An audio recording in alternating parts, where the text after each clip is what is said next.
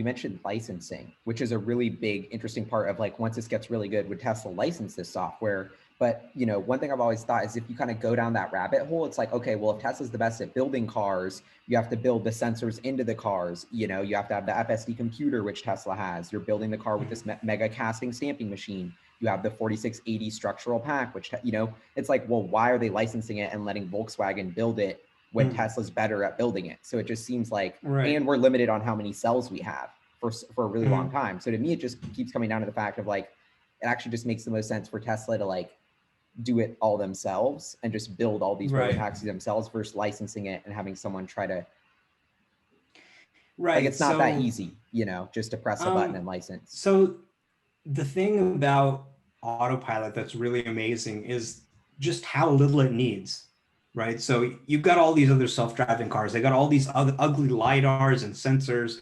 They got these huge computers that take up the whole trunk. Not with autopilot. With autopilot, you just need cameras. That's it. Cameras cost like $5, like literally, like they're so cheap. And a radar. A radar is also cheap.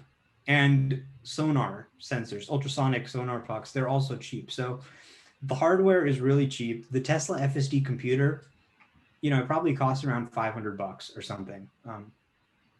So this hardware is super cheap, and you can really put it into any car that you want. So if it's possible from a technical perspective to do this, then why license it? Well, maybe in kind of normal competitive dynamics, you would think like, okay, we want to keep this for ourselves, make it a flagship feature.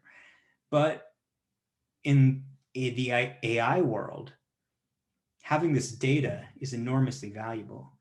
And you have someone like Volkswagen where they're like, okay, we can try and catch up to Tesla. And maybe, you know, they would catch up with Tesla in an amount of time. Or you can give them the choice, okay, try and make your own and catch up to us, or just get our software, you know, make all your customers happy, delight them, you know, get them onto our team in terms of like regulatory and all that.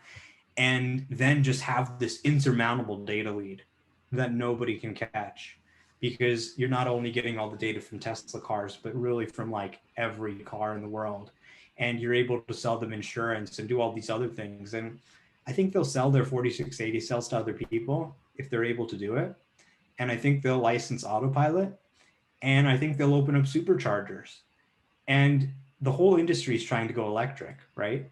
They're all trying to go electric. And Tesla has a lot to offer the industry.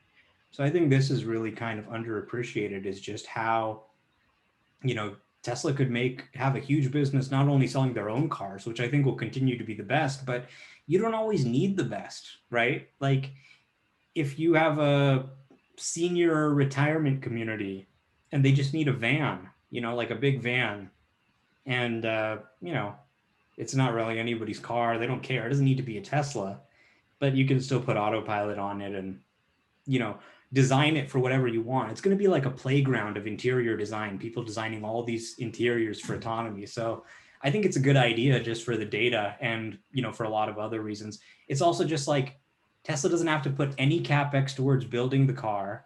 They don't have to do anything.